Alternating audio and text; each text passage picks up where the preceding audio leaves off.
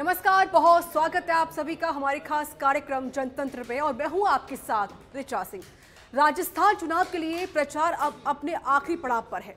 महज 2 दिन बाद 25 नवंबर को सूबे की जनता अपनी नई सरकार चुनेगी, जिसमें कांग्रेस पार्टी सरकार रिपीट का विजन लेकर इस चुनाव प्रचार को धार दे रही है। तो बीजेपी कांग्रेस का ये सपना तोड़ने और राजस्थान चुनाव की परिपाटी को जारी रखने के लक्ष्य को साध कर काम कर रही है। लगातार प्रधानमंत्री मोदी, गृह मंत्री अमित शाह समेत बीजेपी के दिग्गज नेताओं ने राजस्थान के अलग अलग जिलों में सभाएं की हैं, रैलियां की हैं। इधर कांग्रेस के लिए राहुल गांधी, प्रियंका गांधी वाड्रा कई समेत नेताओं ने विधानसभाओं में जन समर्थन किया और रैलियां भी की। बुधवार को 22 नेताओं ने सूबे में धुआंधार प्रचार किया। इन नेताओं की जनसभा का सियासी गणित भी आपको समझाएंगे। इसके अलावा इन सीटों की बात करेंगे जहां पर चुनावी मुकाबला चतुष्कोणीय होता जा रहा है। अब इन सीटों पर बीजेपी कांग्रेस से ज्यादा निर्दलीय और तीसरी पार्टी का जोर चल रहा है। तो उन सीटों की भी बात करेंगे जहां पर निर्दलीय या तीसरी पार्टी पीछे हट गई है और बीजेपी कांग्रेस के लिए रास्ता खाली कर दिया गया है। अब ऐसे में आपको विश्लेषण जरूर दिखाने चाहिए।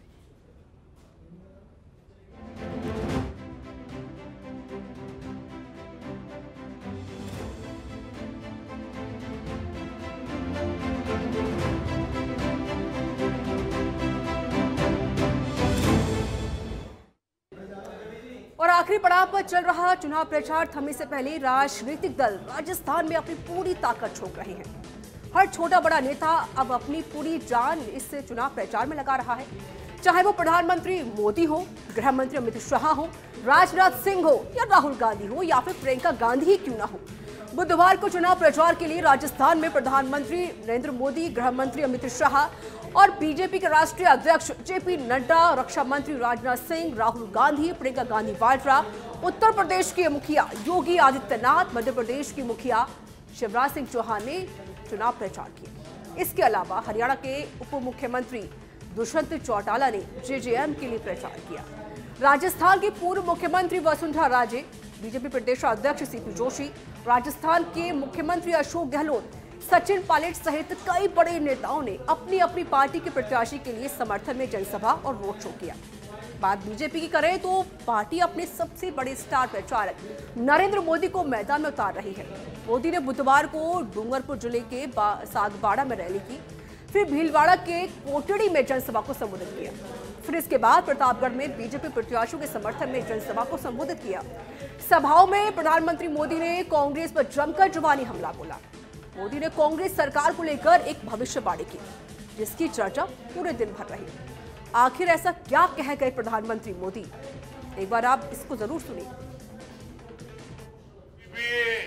किसी भी देश, किसी भी राज्य के विकास के लिए नीति और निर्णयों की बहुत बड़ी भूमिका होती है, लेकिन कांग्रेस वो पार्टी है जो नीति जनता विरोधी बनाती है और निर्णय देश विरोधी करती है। कांग्रेस की नीति आतंकियों पर नरमी की है। कांग्रेस की नीति दंगाइयों पर नरमी की है। कांग्रेस की नीति अपराधियों पर नरमी की है और कांग्रेस की नीति कट्टर भ्रष्टाचार की है। और यहां आपने प्रधानमंत्री मोदी को सुना।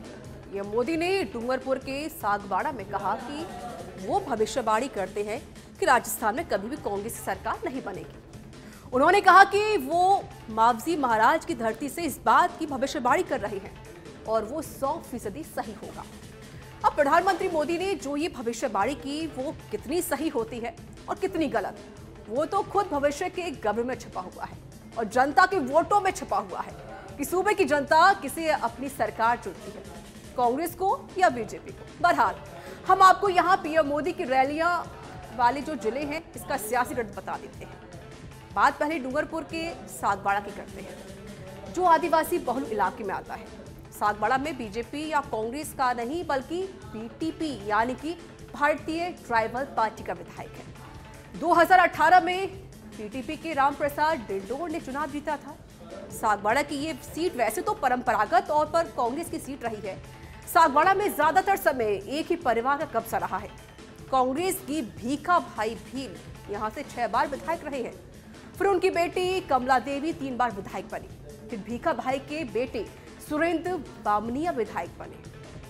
और यहां का चुनावी इतिहास इस बात का सबूत दे रहा है। वहीं पर देखिए 1951 में कांग्रेस से भोगीलाल पांड्या चुनाव जीते। 1957 से 1972 तक कांग्रेस के भीखा भाई विधायक रहे। 1977 में जनता पार्टी के लाल शंकर विधायक चुने गए।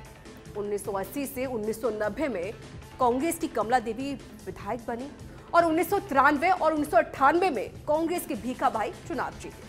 अब इसके बाद 2002 के उपचुनाव और 2003 के विधानसभा चुनाव में बीजेपी के कनक कमल कटारा जीते और फिर 2008 में कांग्रेस के सुरेंद्र बामनिया विधायक बने। फिर 2013 में बीजेपी की अनीता कटारा और फिर 2018 में बीटीपी के रामप्रसाद डिंडोर चुनाव जीत गए। अब 2018 के चुनाव में बीटीपी के रामप्रसाद डिंडोर कांग्रेस बीजेपी जैसी पार्टियों के प्रत्याशियों को हराकर पहली बार विधायक बने थे, जो अपने आप में एक बहुत बड़ी बात थी। अब ऐसे में बार कांग्रेस को भी नहीं, बीजेपी को भी यहां पर चुनाव जीतने के लिए काफी कड़ी मशक्कत करनी पड़ रही है। और इसी मशक्कत की कड़ी में बीजेपी ने अपने सबसे बड़े स्टार प्रचारक प्रधानमंत्री मोदी को सागवाड़ा भेजा ताकि वोटों की फसल कैसे भी कट सके। अब बात करते हैं भीलवाड़ा की। यहाँ के कोटड़ी में पीएम मोदी ने रैली की। कोटड़ी जो भीलवाड़ा के शाहपुरा विधानसभा क्षेत्र में आती है और अब एक जिला बन चुका है। अलग जिला बनने से यहाँ का भूगोल तो बदल ही गया, साथ ही यहाँ की सियासत में भी बदलाव आ गया। शाहपुरा से कैलाश मेघवाल विधायक है, जिन्हें बीजेपी ने पार्टी के निष्कासित कर दिया था क्योंकि उनके तेवर पाकी हो गए थे। अब ऐसे में अटकलें लगाई जा रही थी कि शायद कैलाश मेघवाल को कांग्रेस से टिकट मिले, लेकिन कैलाश मेघवाल को बीजेपी से हाथ तो धोना ही पड़ा, साथ ही कांग्रेस ने भी उन्हें टिकट नहीं दिया।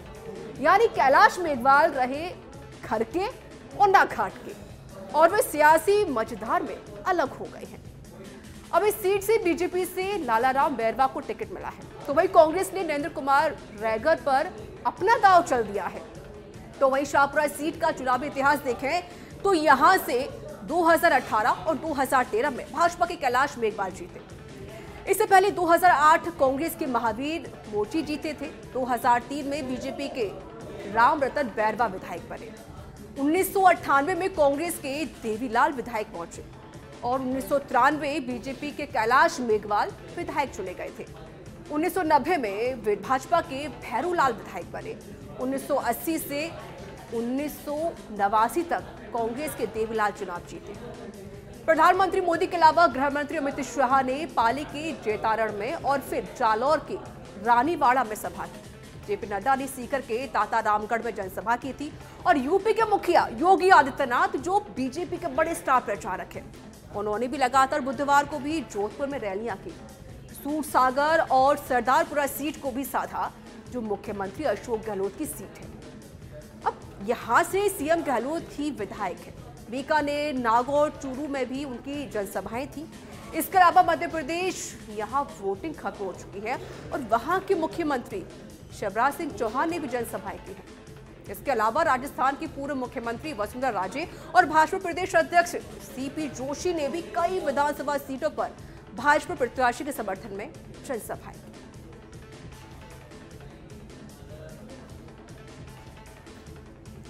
और अब जिस तरह बीजेपी ताबड़तोड़ प्रचार में लगी हुई है, तो कांग्रेस भी इसमें कोई कोर कसर नहीं छोड़ रही है। बुधवार को तो कांग्रेस के सभी बड़े नेता चुनावी प्रचार में उतर आए थे। कांग्रेस सांसद राहुल गांधी, पार्टी महासचिव प्रियंका गांधी वाड्रा, सीएम अशोक गहलोत ने अलग अलग जिलों में जनसभाओं को संबोधित किया और कांग्रेस प्रत्याशी के लिए समर्थन मांगा।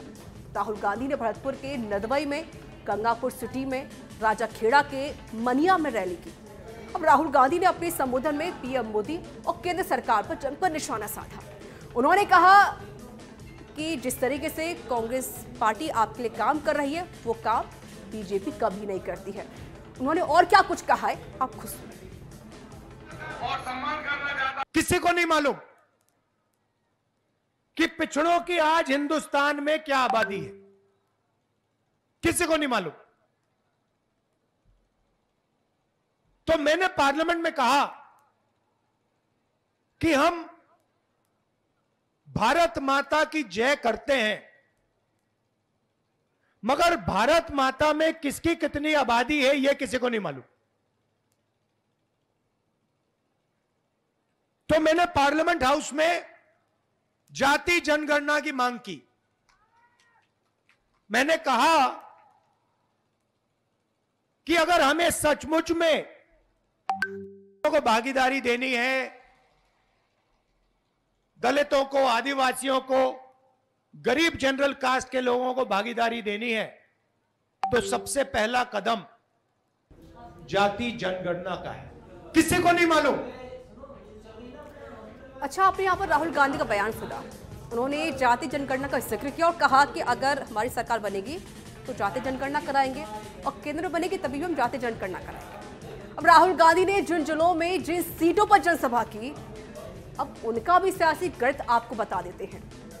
बात भरतपुर के नदवई की करें तो भरतपुर जिले में 7 विधानसभा सीटें आती हैं, जिसमें नदवई सीट भी आती है और 2018 के चुनाव में बीजेपी का यहां से सूखा साफ हो गया था और यहां की 7 सीटें कांग्रेस के पास चली गई थी। अब बीजेपी के हाथ कुछ भी नहीं आया था। अब ऐसे में राहुल गांधी कांग्रेस को और ज्यादा मजबूत करने के इरादे से नदवई आए। अब नदवई का सियासी समीकरण देखें तो ये सीट विधायक जोगेंद्र सिंह अवाना की है, जिनके काफिले पर पिछले दिनों हमले की खबर आई थी और अवाना 2018 में बसपा के टिकट पर चुनाव जीते थे। बाद में वो कांग्रेस में शामिल हो गए थे। अब कांग्रेस की तरफ से जोगेंद्र सिंह अवाना को उम्मीदवार बनाया गया है और बीजेपी की तरफ से जगत सिंह को उम्मीदवार बनाया गया है। नदवई की सीट पर कास्ट फैक्टर यहां की प्रत्याशियों की हार जीत तय करता है और ये सीट जाट बहुल है। यहां से हमेशा जाट समुदाय के लोग ही विधायक बनने आए हैं, लेकिन साल 2018 के विधानसभा चुनाव में जाट समुदायों में आपसी गुटबाजी और कई लोगों के चुनाव लड़ने की वजह से सभी जाट चुनाव हार गए और जोगेंद्र सिंह अवाना चुनाव जीत गए। इस बार जाट समुदाय के किसी कैंडिडेट का चुनाव लड़ाने और विधायक बनाने पर लोग फोकस दिख रहे हैं। कांग्रेस पार्टी से नाराजगी का फायदा यहां जाट कैंडिडेट के साथ बीजेपी को मिल सकता है। अब बात करते हैं राजाखेड़ा की, जो धौलपुर जिले की विधानसभा है और राजाखेड़ा विधानसभा सीट कांग्रेस की पारंपरिक सीट मानी जाती है। कांग्रेस के कद्दावर नेता और पूर्व मंत्री प्रद्युम्न सिंह का इस सीट पर साल 1967 से दबदबा चला आ रहा है। वर्तमान में कांग्रेस नेता प्रद्युम्न सिंह के बेटे रोहित बोहरा विधायक हैं, लेकिन इस बार यहां कांटे का मुकाबला जरूर देखने को मिल सकता है। भाजपा से पूर्व मंत्री बनवारी लाल शर्मा की बहू नीरजा शर्मा को यहां से मैदान में उतारा गया है। अब इस सीट के चुनावी इतिहास की बात करें तो इस सीट पर कांग्रेस और उससे भी ज्यादा प्रद्युम्न सिंह का दबदबा रहा है, क्योंकि राजाखेड़ा सीट पर ब्राह्मण मतदाता खासा असर रखता है, जिनकी तादाद करीब 40,000 है। और वहीं अशोक शर्मा के निधन के बाद उनकी पत्नी नीरजा शर्मा को इस समाज और दूसरे वर्गों की सहानुभूति मिल सकती है। और वही दूसरा पहलू ये है कि पूर्व मंत्री बनवारी लाल शर्मा का राजस्थान की सियासत में 50 साल से दबदबा रहा है। धौलपुर जिले में ब्राह्मण समाज में उन्हें प्रमुख नेता के रूप में देखा जाता है। अब ऐसे में इस सीट पर चुनाव बेहद रोमांचक होने वाला है। और अब गंगापुर सिटी की बात कर लेते हैं। इस क्षेत्र की जनता ने बीजेपी, कांग्रेस और बसपा के प्रत्याशी के साथ निर्दलीय उम्मीदवार को भी जिताया है और विधायक की कुर्सी पर बिठाया है। लेकिन 2018 के विधानसभा चुनाव में जब प्रदेश में बीजेपी और कांग्रेस का बोलबाला था, तब भी गंगापुर की जनता ने कांग्रेस बीजेपी से किनारा करते हुए निर्दलीय उम्मीदवार रामकेश मीणा को जिताया और विधायक बनाकर विधानसभा भेज दिया। हालांकि रामकेश मीणा अब कांग्रेस में है और मुख्यमंत्री के सलाहकार भी हैं। अब इस साल मुख्यमंत्री अशोक गहलोत ने गंगापुर सिटी को नया जिला बना दिया है। एक अच्छी बात रही है और सियासी जानकारों का यह भी मानना है कि गंगापुर सिटी को नया जिला बनाने का फायदा कांग्रेस को मिलने वाला है। लेकिन दोनों ही पार्टियां, कांग्रेस और बीजेपी का पूर्वी राजस्थान पर फोकस है। ये दोनों पूर्वी राजस्थान को फतह करने की कोशिश कर रही हैं, जिसमें बीजेपी कमजोर है। और 2018 में पूर्वी राजस्थान के भरतपुर संभाग में तो बीजेपी का सूपड़ा साफ हो गया था। अब कांग्रेस 2018 की जीत को 2023 में फिर से दोहराना चाहती है। तो वहीं बीजेपी साल 2023 के विधानसभा चुनाव में कांग्रेस के पूर्वी राजस्थान के गढ़ में सेंध लगाने की कोशिश कर रही है। अब इस बार गंगापुर सिटी में मुकाबला कांग्रेस के राकेश मीणा और बीजेपी के मानसिंह गुर्जर के बीच शुरू हो रहा है। राहुल गांधी की रैली के अलावा प्रियंका गांधी ने भी चूरू से लेकर जयपुर तक धुआंधार रैली की। जयपुर में शाहपुरा में विशाल रैली की और चूरू में भी जनसभा को संबोधित किया। तो वहीं मुख्यमंत्री अशोक गहलोत ने भी जोधपुर, पाली और टोंक में ताबड़तोड़ गारंटी रैली करके वोट मांगे। उन्होंने इस दौरान मीडिया से भी बातचीत की। क्या कुछ कहा, आप खुद सुनिए। उनका रोड शो फेल हुआ, 9 किलोमीटर का रोड शो था उनका। इतने घबराए हुए लोग थे कि सारा रूट खत्म करके बाहर के लोगों को बुला करके और सीटी के अंदर जहाँ भीड़ वैसी रहती है वो कहा कि रोड शो था। ये घबराए हुए थे, खाली हमारे जो लोकल इश्यू हैं राज्य के उस पर चर्चा नहीं कर रहे लोग। इनमें अगर हिम्मत है तो जो सरकार ने चलाई 5 साल तक, एक के बाद एक कानून पास किए हम लोगों ने। हमने साथ में स्कीम लेके आए, गारंटी लेके आए। जितने के नेता आ रहे हैं, चाहे मुख्यमंत्री हो, चाहे वो केंद्रीय मंत्री हो, चाहे कोई भी हो, तमाम लोग भड़काने वाली बातें कर रहे हैं जो जनता पसंद नहीं कर रहे हैं उनको। मेरा जो भी मैनिफेस्टो हमने बनाया सोच समझ के बनाया और एक के बाद एक स्कीम दी हमने। 25 लाख का बीमा हिंदुस्तान में कहीं नहीं है। हम मांग करते हैं केंद्र सरकार से, वो 25 लाख बीमा कब, 50 लाख बीमा कब करेंगे। उनको पूरे देश के लिए लागू करना चाहिए। जो हमारी योजना है ओपीएस लागू करना चाहिए।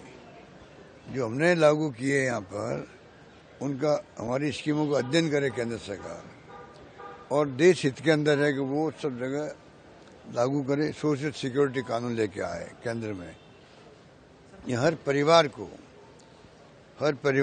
5,000, 8,000, 10,000, 15,000 जो उसकी साइज है, परिवार कितने लोग सदस्य हैं। दुनिया के मुल्कों में पैसा मिलता है परिवारों को अपना परिवार चलाने के लिए। वक्त आ गया हिंदुस्तान के अंदर भी 4 कानून बनाए पहले यूपीए गवर्नमेंट ने, नरेगा, आरटीआई, आरटीई और फूड सिक्योरिटी एक्ट। ये 5वां कानून बनना चाहिए। मैं बार बार कह रहा हूँ कि उस पर तो बात करते नहीं प्रधानमंत्री जी। मैंने को पत्र भी लिखे थे। जब मैंने पत्र लिखे तो राजस्थान वो आए तो कम से कम उसके बारे में बात करनी चाहिए कि मुझे पत्र आया है, हम इसको अध्ययन कर रहे हैं या नहीं कर रहे हैं, या हमारी क्या सोच है। राइट टू सोशल सिक्योरिटी, हर परिवार को उसकी सामाजिक सुरक्षा हो जीवन चलाने के लिए। मजदूर है, गरीब है, भूखमरी के शिकार हैं, कुपोषण के शिकार हैं, तो कैसे आप विश्व गुरु बनोगे। मुख्य बात ये आ रही है, बेसिक बात में नहीं जा रहे लोग, खाली ऊपरी बातें कर रहे हैं और नॉन इशू बना रहे हैं। तो मैं कहना चाहूँगा कि सोशल सिक्योरिटी हमारी थीम है। हम 1 करोड़ लोगों को देते पेंशन राजस्थान में, पहले 500 थे, 1000 कर दिया। उसी लाइन पे इनको चलना चाहिए। 1000 रुपये से कुछ नहीं होता। वो तो बुजुर्गों को दे रहे हैं, निःशक्तजनों को दे रहे हैं, विधवाओं को दे रहे हैं। मैं चाहता हूँ परिवार को पेंशन मिले, सरकार की तरफ से वजीफा मिले। परिवार कैसे चलेगा। मजदूर बूढ़ा होता है तो काम नहीं कर सकता, क्या करेगा वो। राहुल गांधी जी ने 6,000 रुपये प्रति माह देने की बात की थी। न्याय योजना लेके आए थे मैनिफेस्टो के अंदर, पिछली बार 2019 के अंदर। उसी का विस्तार है ये एक प्रकार से, राइट टू सोशल सिक्योरिटी।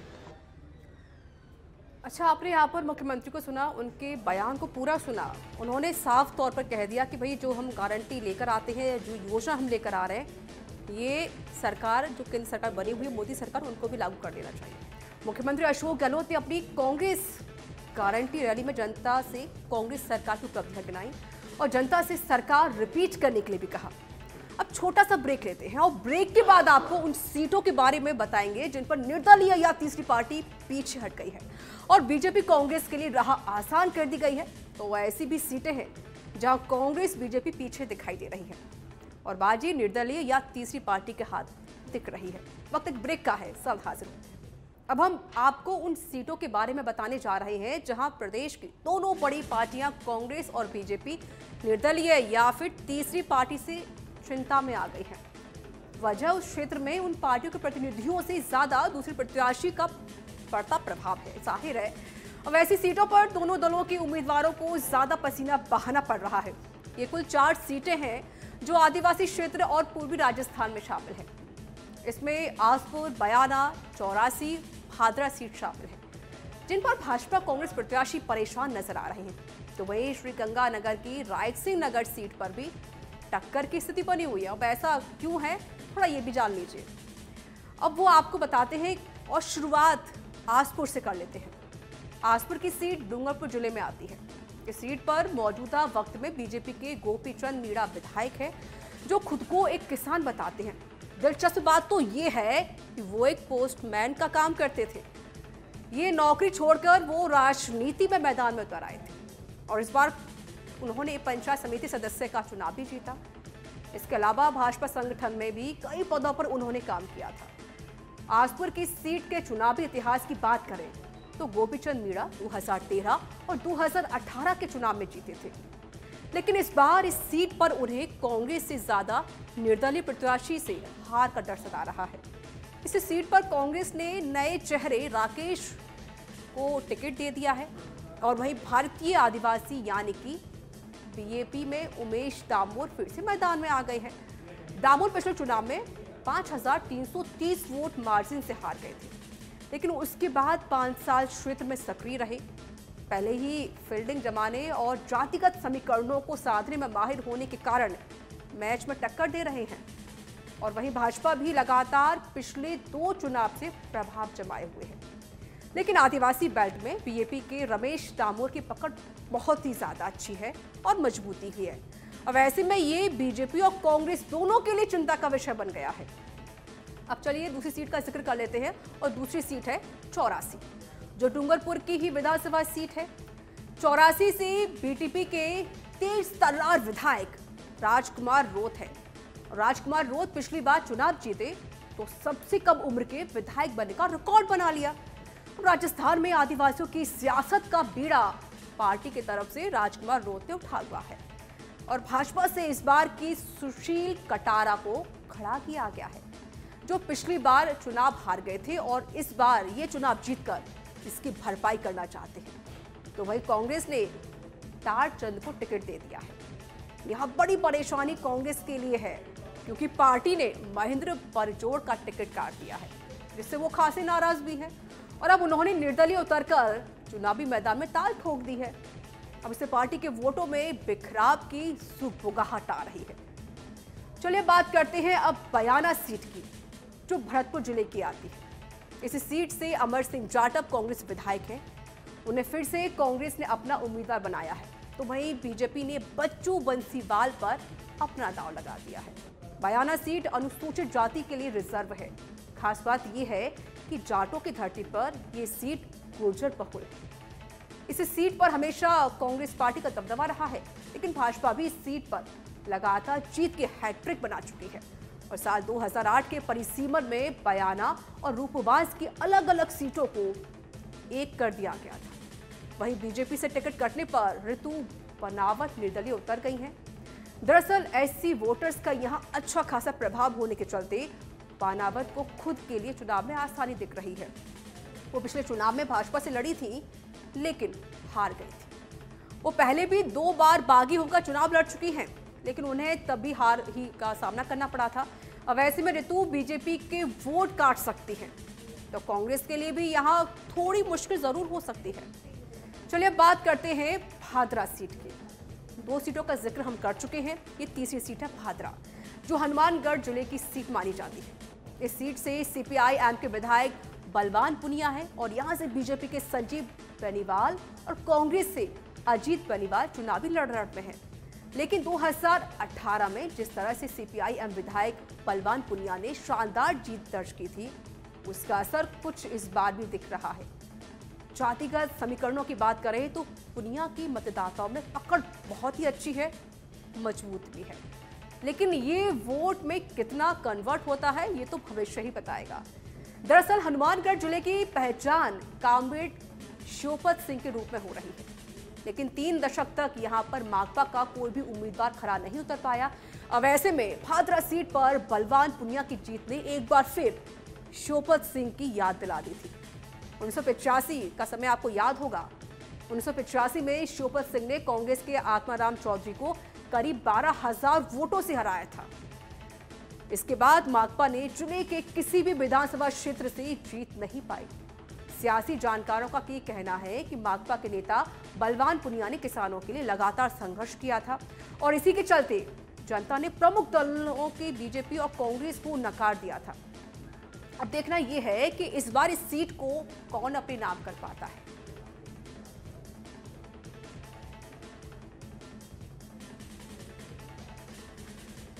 और वहीं जनतंत्र की इस कड़ी में आपने देखा कि राजस्थान के सियासी गलियारों की वो बातें जो चुनाव की अंदरूनी तस्वीर आपको दिखाती हैं।